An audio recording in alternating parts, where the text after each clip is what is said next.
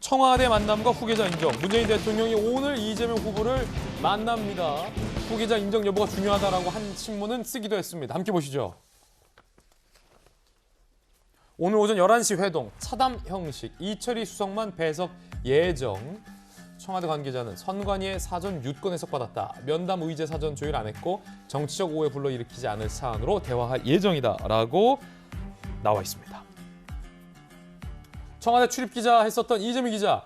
오늘 그럼 어디서 만나나요? 청와대로 가나요? 이재명 후보가? 청와대로 가서 이제 차담회를 갖게 되죠. 이 후보 입장에서는 오늘 대단히 중요한 일정이겠군요. 중요한 일정인 거죠. 사실 아마 문재인 대통령 글쎄요 비공개 대화에서는 어떤 얘기를 할지 사실 아무도 알 수 없지만 아마 공개하는 내용은 굉장히 어떤 아주 전형적인 일반적인 내용을 얘기하지 않을까 싶습니다. 그러니까 어떤 예를 들어서 예를 대장동 관련해서 얘기만 하더라도 바로 수사 가이드라인 논란이 있기 때문에 전혀 그런 얘기 나올 수 없는 거 그냥 아주 단순한 격려 차원의 얘기만 있겠죠. 공개하는 것 자체는요. 그런데 그럼에도 불구하고 관심을 갖는 건 만남 자체가 정치적 메시지인 거죠. 이 자체는요.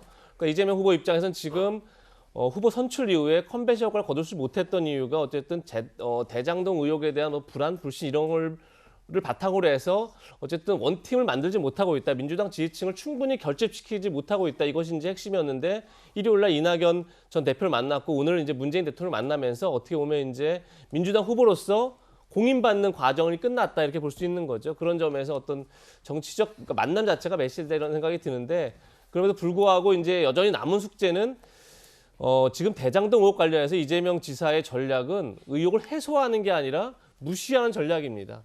사실 예를 들면 조금 전에 제가 충분히 다뤘던 황무성 전 사장의 사퇴 문제도 이재명 후보는 지연 말단의 문제다 이렇게 얘기합니다. 근데 누가 보더라도 황무성 사장을 물리고 유동규 기획본부장이 이 사업을 주도함으로써 어떻게 보면 이 사업이 그냥 민간에게 막대한 혜택을 주는 그런 사업으로 바뀐 건데 이게 어떻게 본질인 거죠. 근데 계속 무시한 전략을 피고 있는 건데 과연 그런 것들이 유권자들이 어떻게 받아들여지는지가 제가 볼 때는 더 어떻게 보면 앞으로 이재명 후보의 행보에 가장 중요한 본질이 되겠죠. 예.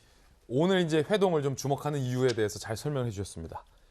아마도 이제 대장동 얘기 자체도 언급이 안 될 것 같고 왜냐면 이 청와대 입장에서는 정치적으로 오해를 살 수 있으니까 이 얼핏 대장 관련된 대장 내시경 아니면 그런 얘기도 좀 안 나올 것 같아요.